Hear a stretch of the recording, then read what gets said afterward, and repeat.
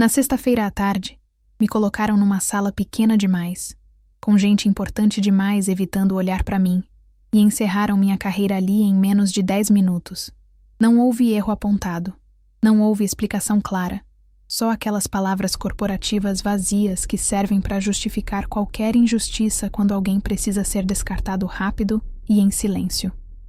Saí daquele prédio com a sensação de que algo tinha sido decidido muito antes de eu entrar naquela sala, e de que eu só estava descobrindo tarde demais. Se você já trabalhou em empresa grande, fica até o final, porque essa história não termina naquele corredor nem naquela demissão. Curte o vídeo, se inscreve no canal e acompanha até o fim, porque a virada, quando acontece, não vem com anúncio. Ela vem tarde, silenciosa, e pega a empresa completamente desprevenida. A sala era pequena demais para aquele tipo de sentença, e o silêncio pesava mais do que o ar-condicionado quebrado que fazia um zumbido irritante no canto.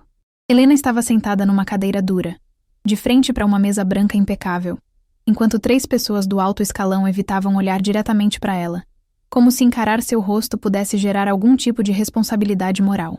O diretor de operações mexia numa caneta cara sem parar. O RH mantinha aquele sorriso neutro treinado em cursos de conversas difíceis, e a gerente direta dela fixava os olhos num ponto imaginário na parede, fingindo não estar ali.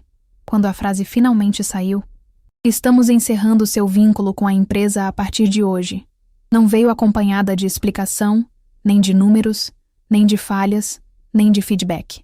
Só palavras vazias como reestruturação, decisão estratégica e alinhamento futuro.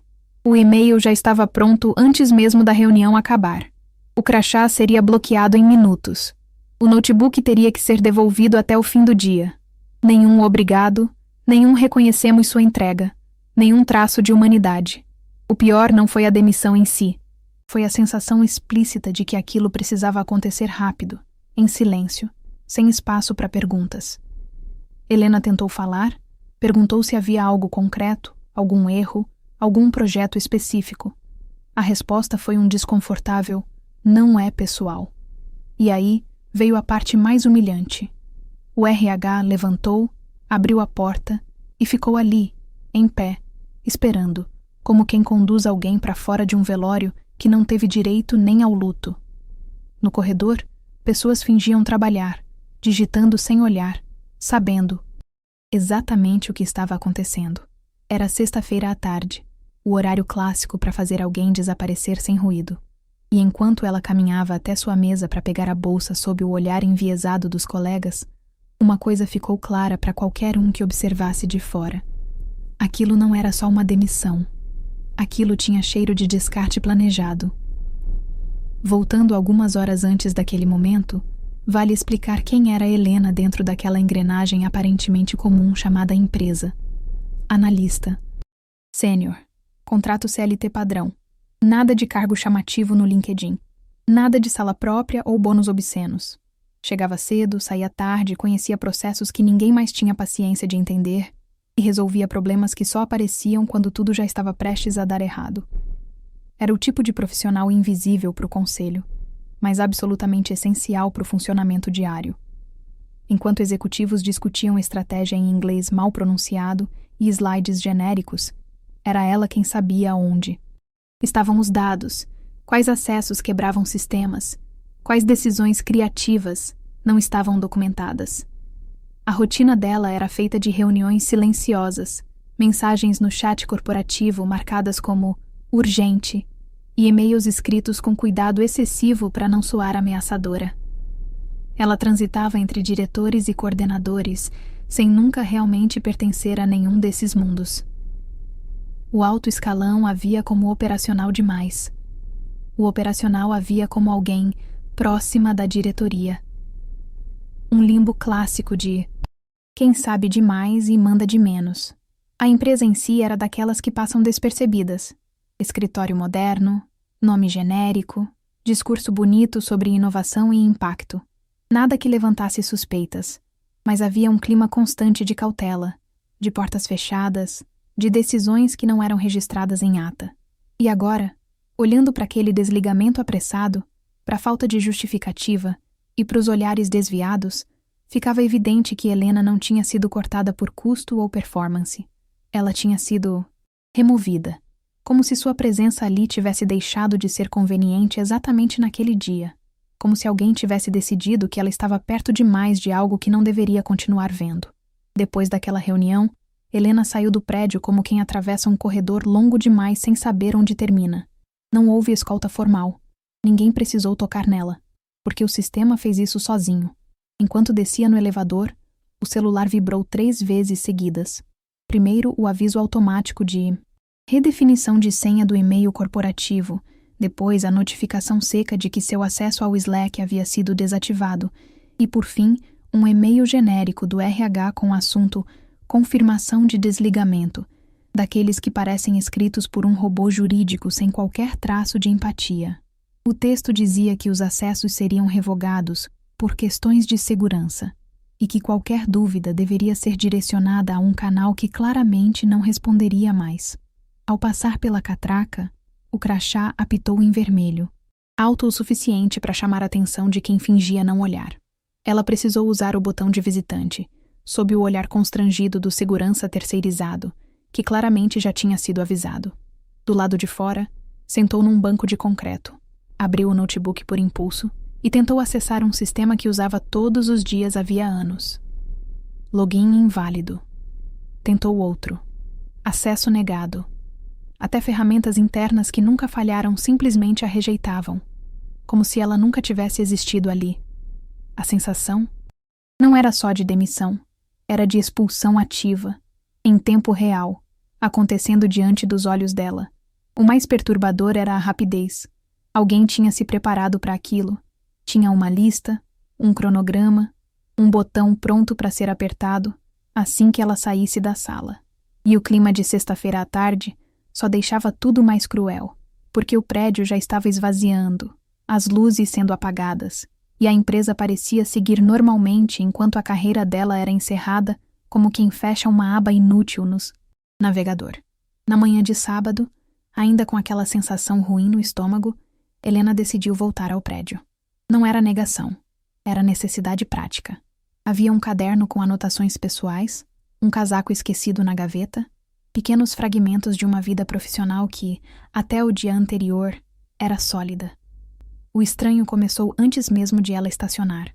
O prédio, que sempre tinha algum movimento aos sábados por causa da equipe de TI e da limpeza, estava completamente morto. Nenhum carro, nenhuma luz acesa, nenhuma guarita ativa. A porta giratória estava travada e o painel digital na recepção, que costumava exibir mensagens institucionais otimistas, estava desligado, refletindo apenas o rosto confuso dela. O crachá, claro, não funcionou, mas nem o interfone respondia. Ela tentou ligar para o número geral da empresa. Caixa postal. Ligou para o ramal do RH. Caixa postal. Abriu o site no celular por reflexo. Erro 404. Atualizou. Nada. Parecia que alguém tinha simplesmente puxado o plug da empresa durante a madrugada. Não havia aviso, comunicado, nota pública, absolutamente nada. Só um prédio caro, moderno, completamente abandonado num bairro corporativo que normalmente não dorme. Helena ficou ali alguns minutos, observando o próprio reflexo no vidro escuro, tentando racionalizar aquilo como algum feriado interno, alguma manutenção absurda. Mas no fundo, qualquer pessoa que já trabalhou em empresa grande sabe reconhecer quando algo não é normal. Aquilo não era pausa operacional, era ausência. Era como se o lugar tivesse sido esvaziado às pressas, sem tempo para explicações, deixando para trás apenas concreto, vidro e um silêncio pesado demais para ser coincidência. E ali, sozinha na calçada, começou a surgir uma pergunta que ela ainda não tinha coragem de formular em voz alta, porque ela tinha sido a única pessoa oficialmente demitida antes de tudo aquilo simplesmente desaparecer. A partir dali, o sábado virou uma sequência estranha de tentativas frustradas de contato. Helena começou pelo óbvio. Mensagens no WhatsApp para colegas mais próximos, gente com quem dividia café ruim e ironias silenciosas em reuniões longas demais. A maioria nem visualizou. Alguns visualizaram e não responderam. Um deles, Depois de horas, mandou apenas: "Prefiro não falar sobre isso", seguido de um silêncio definitivo. Teve quem dissesse que estava viajando e não podia conversar, mesmo sendo alguém que nunca saía da cidade. O mais perturbador foi quando ela ligou para uma analista júnior que tinha entrado há poucos meses e ouviu, do outro lado da linha, uma risada nervosa antes da frase: "Helena, eu não sei do que você está falando. Nunca trabalhei nessa empresa." A ligação caiu logo depois. Aquilo não parecia uma brincadeira de mau gosto. Parecia medo. Parecia orientação. Parecia alguém seguindo um roteiro mal ensaiado. Cada resposta evasiva só aumentava a sensação de que havia algo combinado, uma espécie de pacto silencioso para não tocar no assunto. E quanto? Mas ela insistia. Mais claro ficava que aquela empresa, que até sexta ocupava tantas horas da vida de tanta gente, agora era tratada como se nunca tivesse existido. Não era só isolamento profissional. Era apagamento coletivo. No fim da tarde, Helena abriu o próprio notebook pessoal, aquele que usava em casa, longe das políticas de TI. Foi aí que o desconforto virou pânico real. Pastas antigas começaram a aparecer vazias. PDFs que ela tinha salvo por precaução simplesmente não abriam mais. Prints de telas importantes estavam corrompidos. Até e-mails encaminhados para a conta pessoal tinham sumido, como se nunca tivessem sido enviados. Não era tudo, mas era específico demais para ser coincidência. Justamente arquivos relacionados a projetos mais sensíveis, decisões pouco documentadas, relatórios que nunca passavam pelo jurídico. Ela sabia reconhecer quando algo era falha técnica. Aquilo não era. Alguém tinha se dado ao trabalho de apagar rastros fora do ambiente corporativo ou pelo menos de tentar. E aí, pela primeira vez, Helena sentiu medo de verdade. Não medo de ficar desempregada. Isso já estava dado. Era medo de ter encostado em algo que não deveria, de ter sido considerada um risco. A demissão de sexta deixou de parecer injusta e começou a parecer preventiva. E quando essa ficha caiu, junto veio outra percepção ainda mais pesada. Se tinham apagado quase tudo, é porque havia algo que eles não conseguiram apagar completamente. No domingo, juntando fragmentos do que ainda existia, Helena começou a revisar mentalmente os últimos meses. Projetos que surgiram do nada, com prazos irreais. Solicitações de acesso a bases externas que nunca eram explicadas direito. Reuniões sem ata, sem gravação. Sempre com a justificativa de sensibilidade estratégica. Ela lembrava de ter questionado, de forma sutil, a origem de certos dados. Lembrava do silêncio imediato que vinha depois dessas perguntas.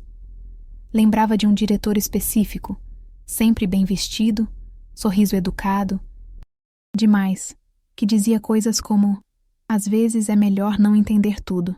Na época, ela engoliu seco e seguiu trabalhando, como quase todo mundo faz. Mas agora, com o prédio fechado, os colegas mudos e os arquivos sumindo, tudo ganhava outra leitura. Aquilo não era só uma empresa. Era uma estrutura montada para fazer algo que não sobreviveria à luz do dia. E Helena, sem querer, tinha se tornado alguém que entendia demais o funcionamento interno dessa engrenagem. Não porque quisesse, mas porque era paga para resolver problemas. E resolveu problemas demais. A virada começou quando ela encontrou, quase por acaso, um contrato antigo salvo num pendrive esquecido dentro de uma caixa. Era um acordo com um parceiro externo, cheio de cláusulas específicas, prazos amarrados e dependências técnicas que só faziam sentido para quem realmente tinha operado aquilo. Helena reconheceu imediatamente. Aquele parceiro sustentava boa parte do que a empresa fazia, e ninguém além dela entendia completamente como aquela integração funcionava. Era frágil, cheia de exceções, dependente de ajustes manuais que nunca foram documentados oficialmente. Ela lembrava das vezes em que pediu para formalizar aquilo e ouviu que não precisava. Agora entendia por quê. Sem ela, aquilo simplesmente não rodava direito. E a empresa sabia. O plano, ao que tudo indicava, era simples e arrogante. Demitir, apagar, desaparecer e recomeçar com outra estrutura, assumindo que ninguém perceberia a falha até ser tarde demais. O problema é que foi tarde rápido demais. Na segunda-feira, mesmo oficialmente inexistente, a empresa começou a sentir o impacto. Sistemas de parceiros começaram a falhar. Prazos contratuais foram perdidos. Alarmes que ninguém do alto escalão entendia começaram a disparar. Investidores ligavam sem obter resposta. E, inevitavelmente, alguém sugeriu o nome de Helena numa reunião fechada, dita em tom baixo, quase como um palavrão. Foi nesse momento que mensagens estranhas começaram a chegar. Não. Diretamente. Sempre por intermediários. Um ex-gestor perguntando como ela estava. Um número desconhecido tentando ligar e desligando rápido. Um e-mail vago falando em possibilidade de conversa. Nada formal, nada registrado. Só tentativas desesperadas de reabrir um canal que eles mesmos tinham fechado com tanta pressa na sexta-feira. Helena assistia a isso de fora, com uma calma que ela mesma não sabia de onde vinha. Pela primeira vez desde a demissão, o poder tinha mudado de lado. Não houve gritos, nem ameaças, nem planos mirabolantes. Só a decisão silenciosa de não correr atrás deles. Quando finalmente veio a proposta direta, uma consultoria emergencial, pagamento alto, confidencialidade absoluta, ela percebeu o quanto tinha sido subestimada. Eles não pediram desculpas. Nunca pedem. Mas o tom não era mais arrogante. Era cauteloso. Era quase respeitoso. Helena colocou condições claras, limites rígidos, tudo documentado. Não por vingança explícita, mas por dignidade tardia. E, principalmente, para deixar claro que apagar alguém não apaga o que essa pessoa sabe. A empresa nunca voltou a existir da mesma forma. Mudou de nome, de endereço, de discurso. Helena nunca mais pisou naquele prédio. Resolveu o que precisava ser resolvido, recebeu pelo trabalho e encerrou qualquer vínculo. Não houve reconhecimento público, nem pedido formal de desculpas. Mas houve algo melhor. A certeza de que, naquele dia, a tentativa de apagamento falhou. Que o erro estratégico custou caro. Que o silêncio imposto voltou como pânico. E que, por algumas horas decisivas, quem parecia pequeno foi quem segurou o tabuleiro inteiro. Esse relato circula aqui porque muita gente passa por situações parecidas em menor escala. Demissões frias, exclusões silenciosas, decisões arrogantes tomadas em salas onde ninguém escuta quem realmente faz o trabalho acontecer. Nem toda a história termina com uma reversão tão clara, mas quase todas deixam marcas. E se tem algo que essa história deixa, é o lembrete. De que conhecimento invisível ainda é poder, mesmo quando tentam fingir que você nunca esteve lá. Se você gostou da história, deixe seu like, compartilhe e se inscreva no canal. Comente aqui embaixo de qual cidade você está assistindo.